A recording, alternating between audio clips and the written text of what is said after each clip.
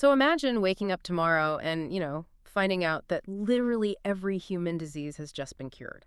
Right, a total medical miracle. Exactly. And on top of that, energy is suddenly entirely free. It's limitless, it's clean. Sounds pretty good so far. Oh, it gets better. All human labor is fully automated. You and basically everyone you know never have to work a single day for the rest of your lives. I mean, that sounds like the ultimate human paradise, doesn't it? It really does. It sounds like the absolute finish line we've been running toward for, 10,000 years of civilization? At least. But, as we're going to see today, that's where things get really complicated. Yeah, complicated is an understatement. Because according to the massive stack of futuristic, legal, and economic blueprints we are unpacking today, handing infinite abundance to humanity won't actually create a utopia. No, it really won't. The sources argue it'll do the exact opposite. Right. They argue that doing so will trigger widespread psychological collapse, unchecked aggression, and what the texts chillingly refer to as a, quote, global slaughterhouse. It's honestly just a phenomenal paradox to grapple with.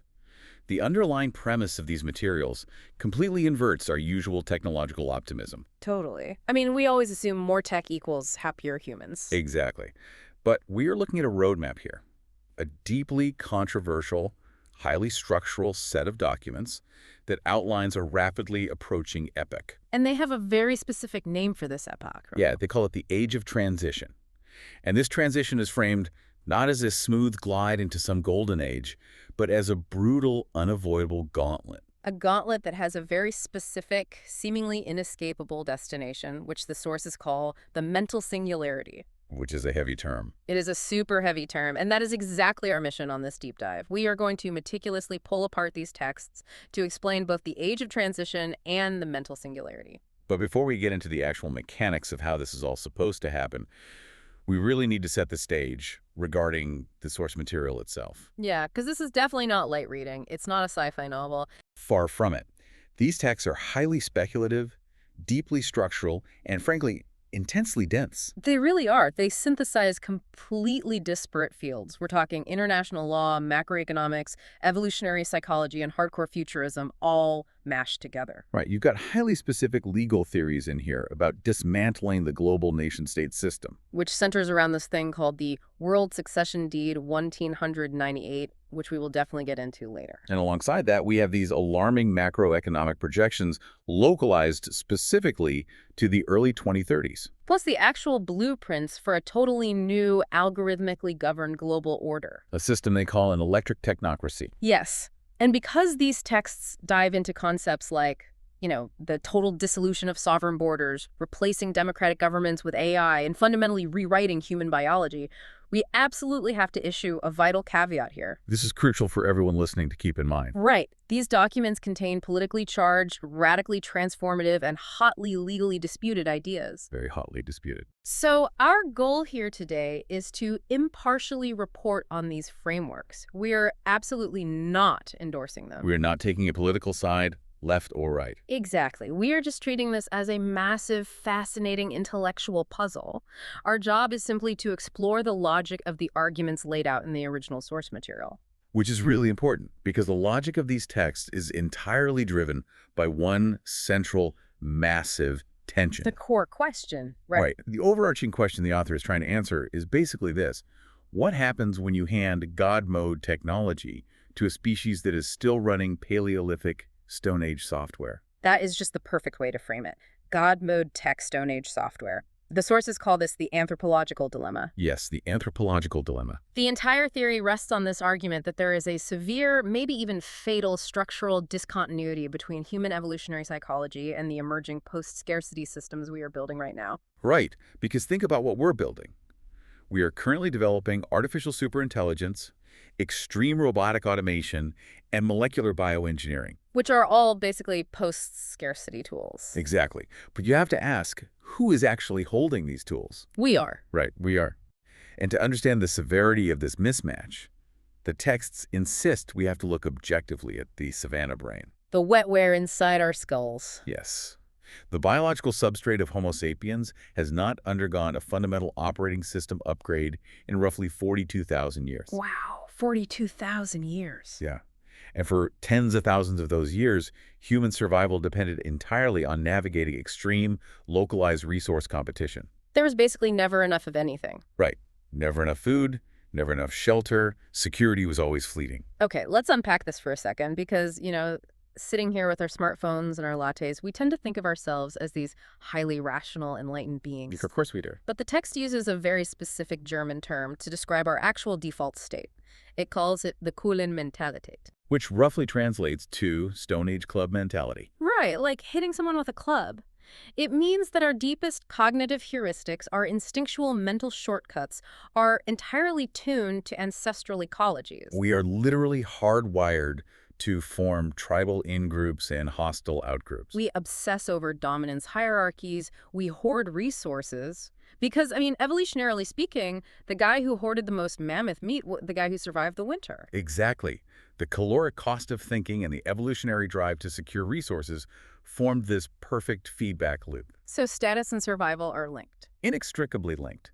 Evolutionary logic dictates that if you have higher status in the tribe, you get first access to the limited resources, and your genes get passed on. So human cognition evolved to perceive the entire world as a zero-sum game of extreme scarcity. Yes.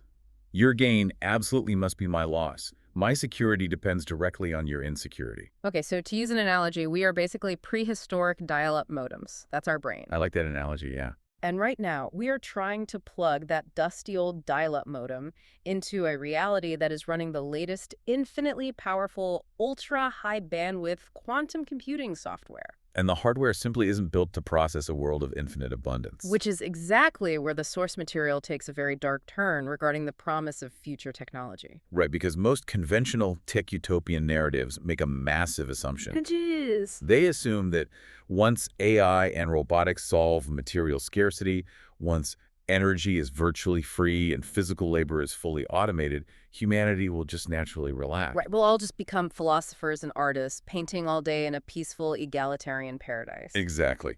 But these sources argue that this assumption is not just wrong, it is biologically illiterate. They actually call it the threat of abundance, which sounds like a total oxymoron. How on earth can abundance be a threat? Because the unmodified human brain cannot actually comprehend true abundance.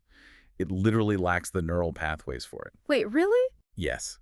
In a post-scarcity environment, if everyone has access to everything, the primate brain does not perceive this as a collective victory. What does it perceive it as? It perceives it as a terrifying loss of relative status. Oh, wow. Because if everyone is a king, no one is a king. Exactly. If everyone has a palace, my palace means absolutely nothing. And our dial-up modem brains just completely freak out if they can't establish a dominance hierarchy. Without the friction of scarcity, we literally don't know who we are. The text argues that this loss of status and friction triggers profound psychological crises across the population. So when the struggle for survival is removed, our biological imperatives don't just, peacefully shut down. They misfire wildly. And this leads to unprovoked aggression, deep depressive withdrawal, and violence acting strictly as a status-seeking mechanism. And they have a term for this in the text, right? Yes, they term this phenomenon the Detroit syndrome. The Detroit syndrome, which they define as a state of systemic ennui, social decay, and stagnation occurring amidst immense productive overcapacity. Right. The phrase in the text that really drove this home for me is the warning of a hell of abundance. It's a very evocative phrase. It really is. The argument is that if you give infinite resources to an unrefined primate species, they won't build a utopia. They will use those infinite resources to express their mentality on an apocalyptic scale. They will invent reasons to fight. They will create artificial scarcity just to feel normal. Because it is the ultimate expression of the entropy of freedom. Exactly. Freedom, when granted to a species lacking internal cognitive regulation and driven entirely by archaic scarcity software, translates directly into entropic chaos. The competitive, aggressive elbow society doesn't just dissipate because you feed everyone. No, it amplifies. Because violence and dominance become the only remaining avenues to establish the hierarchy the brain so desperately craves. I want you to really think about this for a second if you're listening. Imagine your life exactly as it is right now, but remove every single obligation tied to your survival. No rent, no mortgage. No groceries to buy, no job to go to. Every morning, you wake up to a sudden, absolute void of friction. For the first few months, maybe it's a great vacation. Right, you catch up on sleep. But year after year, decade after decade. How would your brain actually handle that void? Would you actually write that novel or learn the violin? Or would the complete lack of purpose slowly drive you toward extreme, erratic behavior just to feel something? And the sources suggest that if you multiply that individual existential crisis by 8.5 billion unintegrated, biologically archaic agents, Systemic collapse is inevitable. completely inevitable. We simply cannot manage godlike technological flow with parasitic, scarcity-driven biological blockers. The system will tear itself apart. Which brings us to the actual mechanics of the timeline here. Because moving from our current, highly stressed, scarcity-driven model to a post-scarcity world is not just a clean overnight jump. No, we don't just wake up one day in the future and everything is different. The sources map out a highly volatile era of compression. They describe it as a hazard zone, an anthropological rupture expected to occur roughly between the years 2025 and 2045. And the texts break this 20-year window down into 3 distinct phases of transitional friction. Right, so the first of these is phase 1, the automation economy. Which spans from roughly 2025 to 2030, so like right now. Yes. And the defining characteristic of this phase is the mass substitution of human labor by artificial intelligence, advanced software, and robotics. Now, we are obviously seeing the early rumblings of this today with AI. We are, but the sources describe a rapid acceleration that fundamentally severs the historical link between human labor and survival. Right, because for centuries, the basic social contract of human civilization has been pretty simple. You work, you produce value, you get paid, you eat. But when algorithms and machines can do the work better, faster, and exponentially cheaper than any biological human, that link completely severs. And it causes extreme social and economic tension. To illustrate the sheer scale of this tension, the texts provide a very specific, real-world macroeconomic stress test for this first phase. And they focus intensely on Germany in the year 2030, right? Yes, Germany 2030. The analysis points to a catastrophic demographic turning point where the baby boomer retirement wave hits its absolute peak. And that collides perfectly with the acceleration of AI job displacement. Let's look at the numbers here because they are staggering. They really are. The projections in the text estimate that by 2030, Germany will have nearly 37 million pensioners. 37 million. That is a massive portion of the population that requires state support, healthcare, and pensions, but is basically no longer producing economic output. Exactly. And at the exact same time, the active workforce is shrinking rapidly. Because the jobs that do remain are being aggressively cannibalized by automation. Right. So the model predicts a corresponding 20% drop in overall gross domestic product. A 20% drop in GDP. That is Great Depression levels of economic contraction. Yes. And it creates a fatal scissors effect for the state. Well, state tax revenues collapse because fewer people are working and paying income tax. Yeah. But simultaneously, the social costs for those 37 million pensioners, plus the newly unemployed masses displaced by AI, astronomically expand. So the system essentially just devours itself. The tax base shrinks, the obligations explode. And the text predicts a structural deficit of over 1 trillion euros annually for Germany alone. €1 trillion every single year. I mean, you can't just print your way out of a €1 trillion annual deficit without triggering massive hyperinflation. No, you can't. The state faces literal bankruptcy and the total collapse of its social support systems without massive, unprecedented structural reform. And Germany is just used as the prime example here in the text. It's essentially the canary in the coal mine for a global labor and demographic collapse. Which brings us to the next stage. Because the failure of the traditional economic model in phase 1 creates a desperate need for a new stabilization mechanism. Right, you suddenly have millions of people who are economically obsolete, stripped of their purpose, and utterly terrified of losing their status. This necessitates the shift into phase 2, which runs roughly from 2030 to 2036. And the texts refer to this as the virtualization of scarcity, which honestly is the part of the text that feels intensely dystopian to me. It definitely sounds that way at first. Because if phase 1 creates massive unemployment and systemic friction, phase 2 is all about how the system physically manages all of those obsolete, angry primates. And the proposed solution, according to the sources, is essentially bread and games on steroids. Right. So how does that work? The analysis argues that legacy elites, whom the text occasionally refers to as distraction architects or parasitic elites, will recognize a grim reality. Which is that they cannot provide meaningful economic roles for the masses. There are simply no jobs to give them. Exactly. But they also know that if they leave this massively unemployed population idle in the physical world, The Coulomb mentality will tear physical infrastructure apart. To prevent the global Detroit phenomenon we talked about. Right. So to prevent that, they will deploy ultra-high bandwidth virtual reality escapism. Okay, hold on. I need to push back on this quite strongly. Go ahead. When I read this part, it sounded like a literal comic book villain's plot.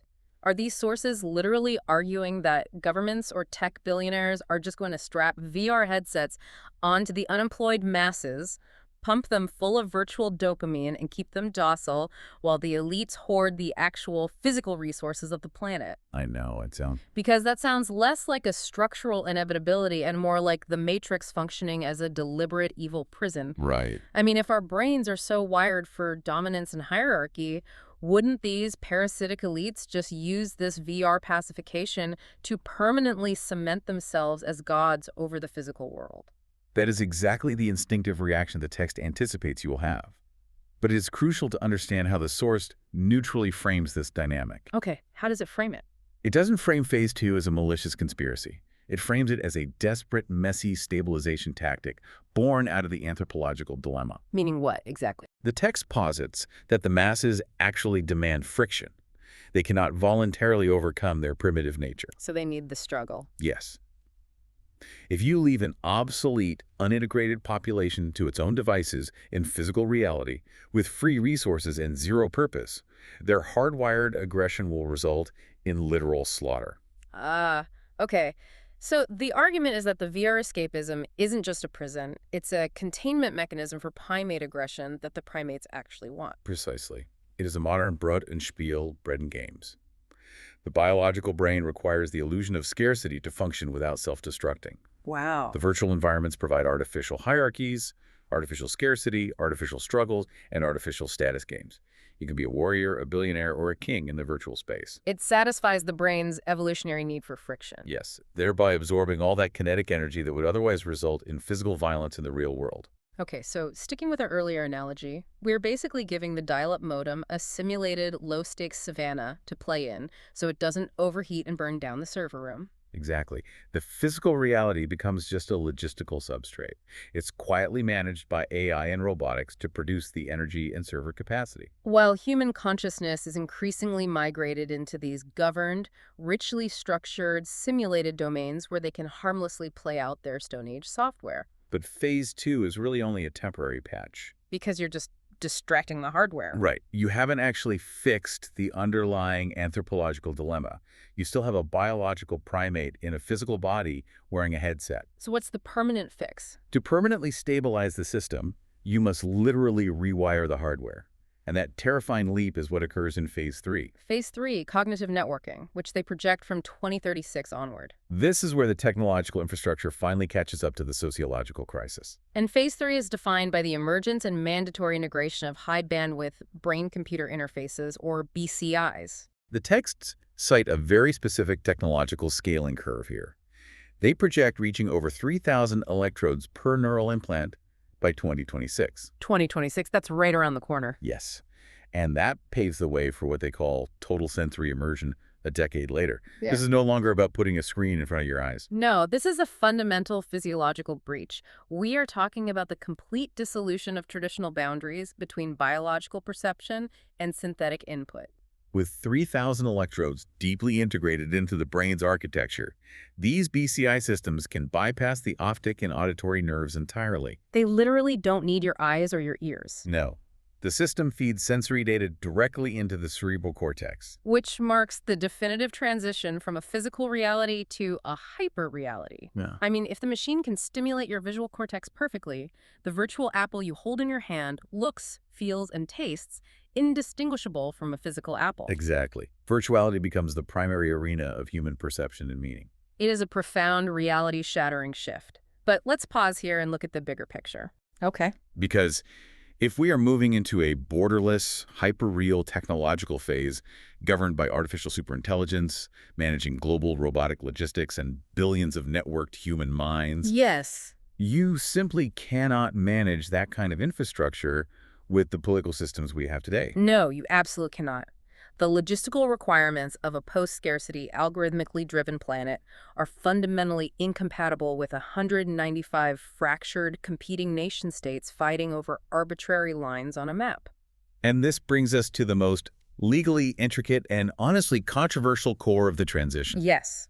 The texts argue that the traditional Westphalian order, the system we've lived under for centuries, characterized by a plurality of sovereign nation-states passing their own laws and competing for resources, becomes deeply maladaptive and inevitably collapses. But here's where it gets absolutely mind-bending. The sources don't just say, oh, the nation-state will slowly fade away over the next century. No, they're much more specific than that.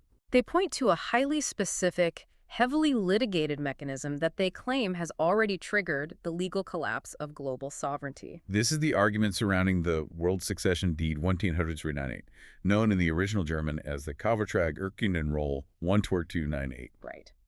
It is an incredibly dense piece of legal theory.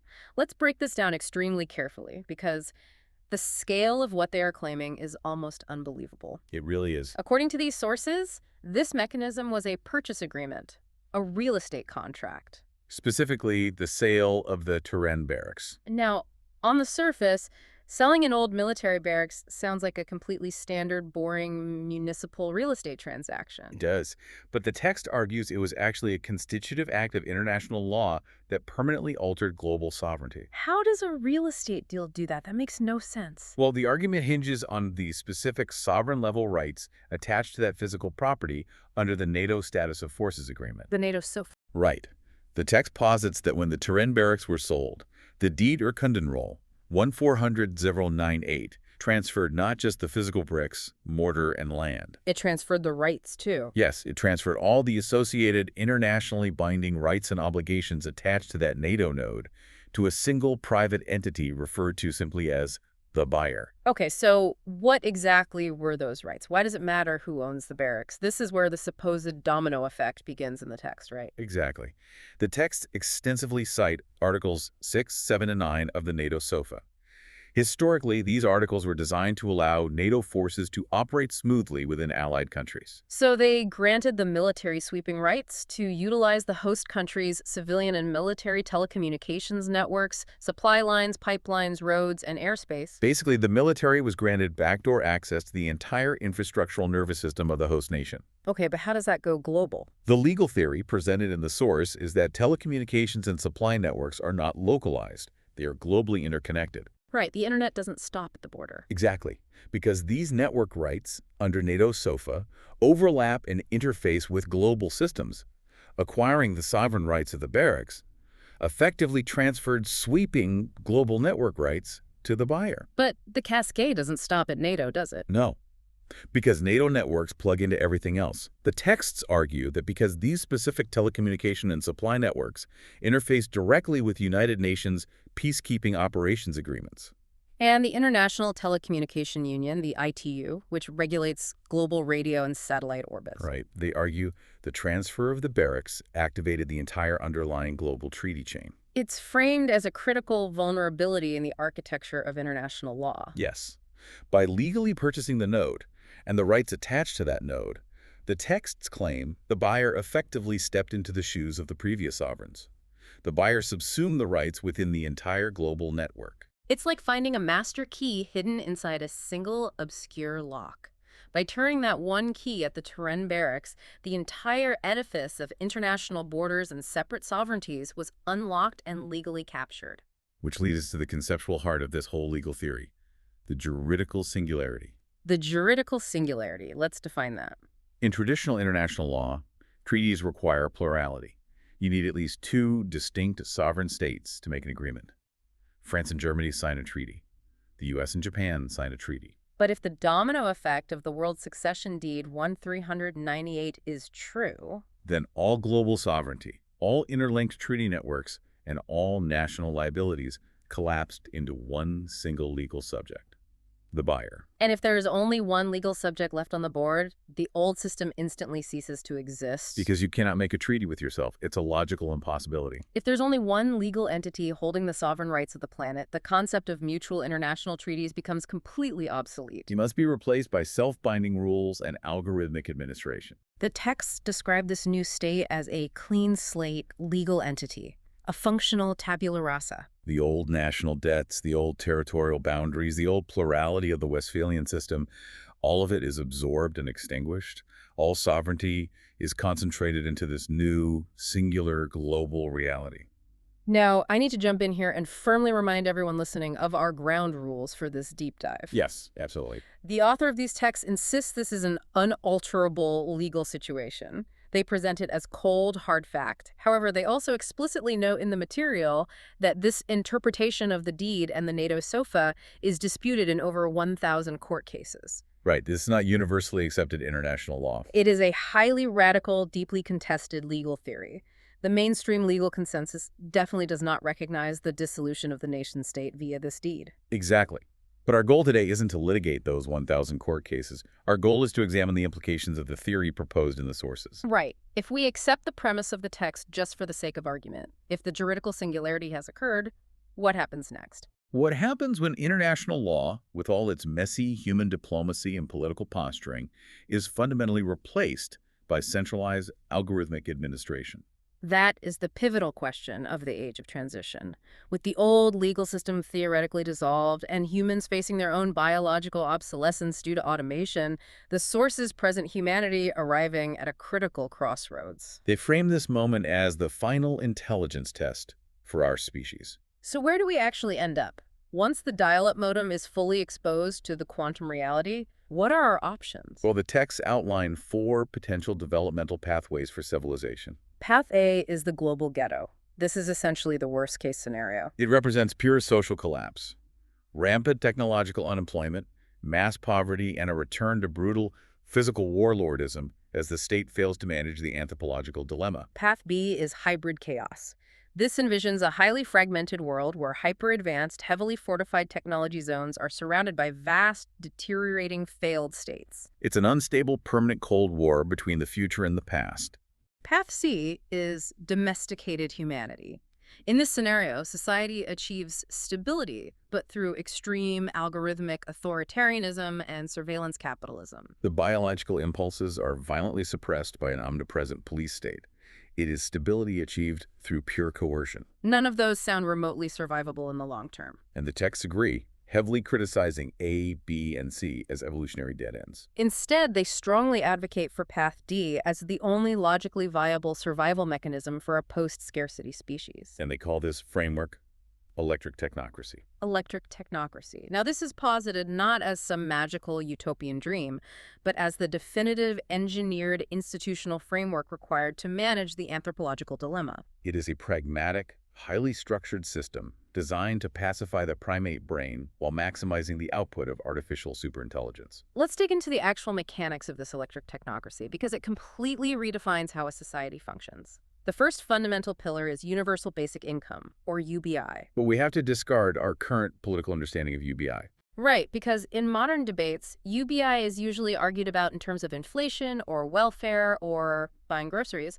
The sources frame it entirely differently. Yes, in the electric technocracy, UBI is not a welfare program. It is an evolutionary necessity.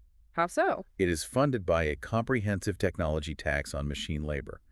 Because artificial superintelligence and robotics are generating immense, near-infinite value without human input, that prosperity is distributed equally as a common heritage. But the economic aspect is actually secondary to the psychological purpose. Exactly. The texts describe UBI as the mechanism for the cultural decoupling of dignity from the wage slip. I just love that phrasing. The cultural decoupling of dignity from the wage slip. Yeah. Think about how deeply our identities are tied to our jobs right now. What do you do for a living? Is literally the first question we ask people. Right. But in a civilization where physical and cognitive human labor is totally obsolete, you can no longer tie human worth, status, or dignity to economic output. If you do, the dial-up modem brains realize they're worthless, and you trigger the violent Detroit syndrome we talked about earlier. Precisely. UBI provides an absolute, unconditional, existential guarantee. It sends a permanent signal to the archaic parts of the brain that survival is secure. The primate brain can finally stop panicking about winter, starvation, and resource competition. But once survival is guaranteed, how do you govern a population that doesn't work? Because the second pillar of the electric technocracy is direct smart democracy. And this is where things get really radical. The system abolishes politicians and political parties entirely. From the perspective of the text, political parties are merely artifacts of a scarcity-driven dominance hierarchy. They are modern tribal mechanisms designed to fight over the distribution of limited resources. If resources are infinite, the political tribe is obsolete. They are just expressions of the Quillen mentality. My party wants the resources, your party wants the resources, let's fight. So, in electric technocracy, the artificial superintelligence steps in to act as an ideology-free governance advisor.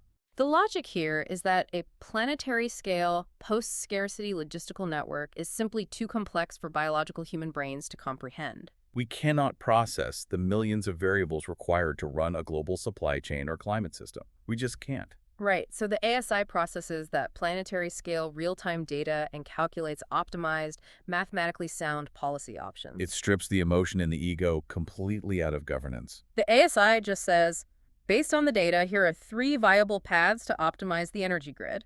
Path A costs this much efficiency, Path B has this ecological impact, etc. And then the population engages in direct, continuous online voting via a highly secured digital infrastructure to choose among these algorithmically vetted options. It is governance by mathematics, probability, and direct consensus rather than rhetoric and charismatic leadership. It is a radical efficiency. Yeah. But perhaps the most mind-bending paradigm shift in the electric technocracy is how it handles physical material and goods. Ah, yes. The texts introduce a concept they call the gin economy. And when I first read this term in the source material, I immediately thought of Aladdin. A jinn is a genie. It sounds like literal magic. It's exactly like rubbing a magic lamp. The metaphor is surprisingly accurate to the proposed mechanics, though.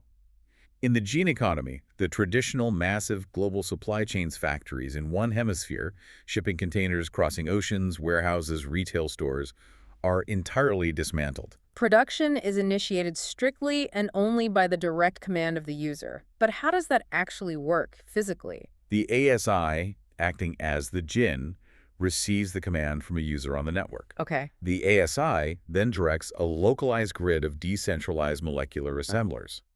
These assemblers manipulate matter at the atomic level to generate the perfect molecularly optimized product instantly, right at the point of need. It's hard to even wrap your head around. Say you need a wrench or a specific piece of medical technology or a customized communication device. You don't order it on a website and wait 2 days for a delivery truck. No.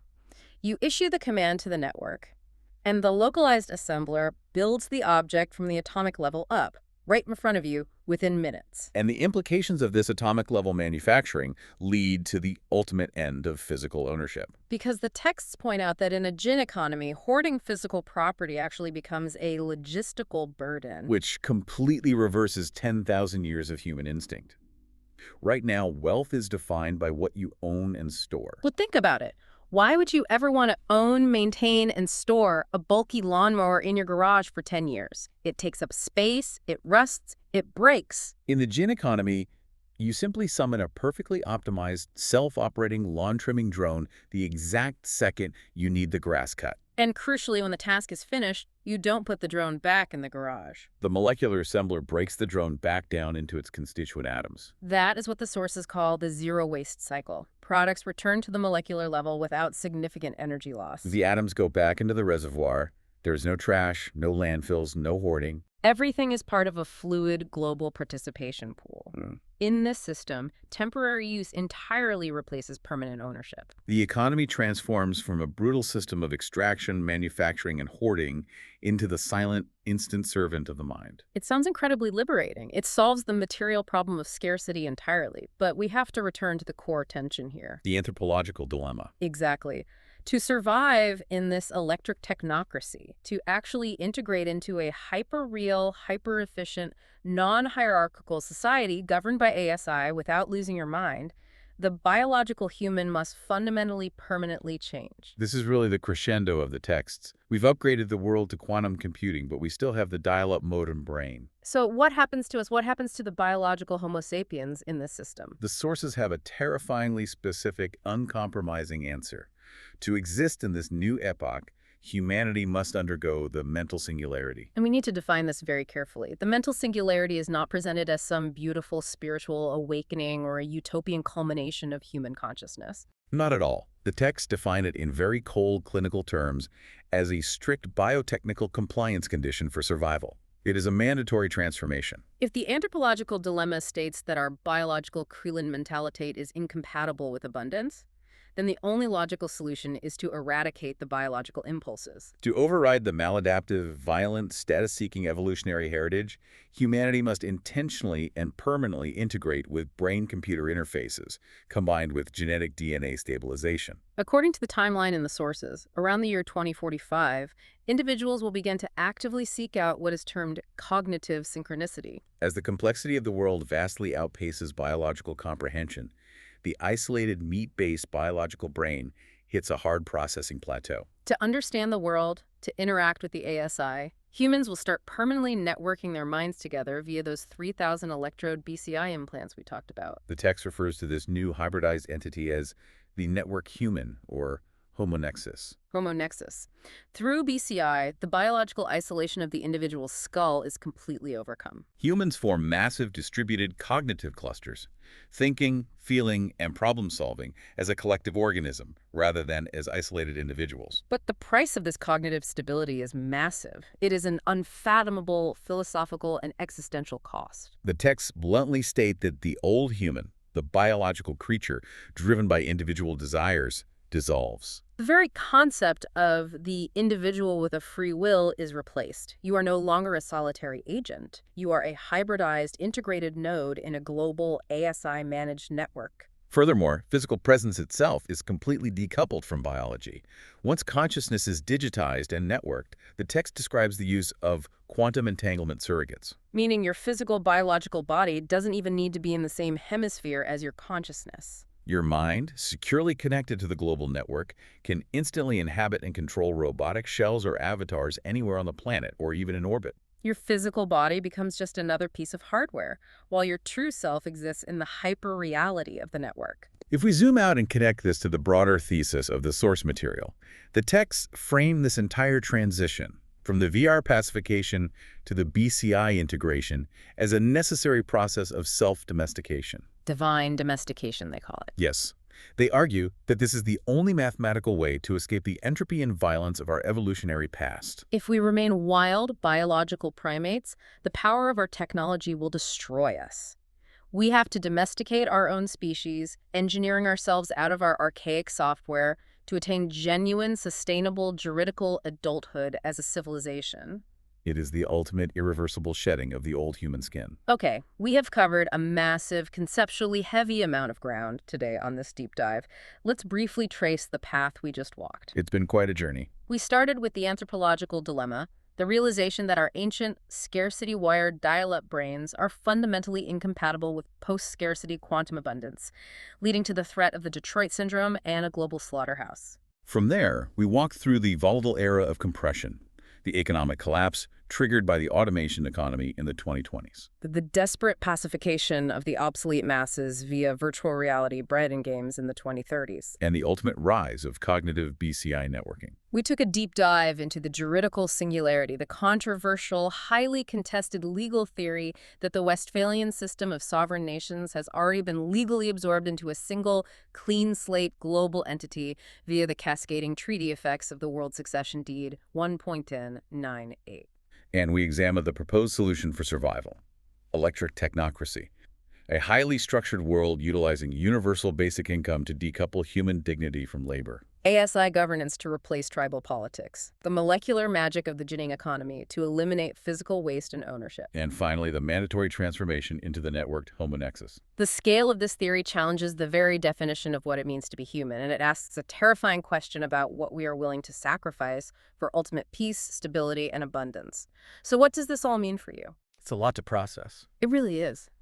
I want to leave you with one final, incredibly provocative thought to mull over, building directly on the implications of these sources. Okay, lay it on us. If the mental singularity really happens, if the anthropological dilemma is solved by permanently networking your mind with billions of other humans and an artificial superintelligence, communicating via thousands of microscopic BCI electrodes woven into your cerebral cortex. What happens to your inner monologue?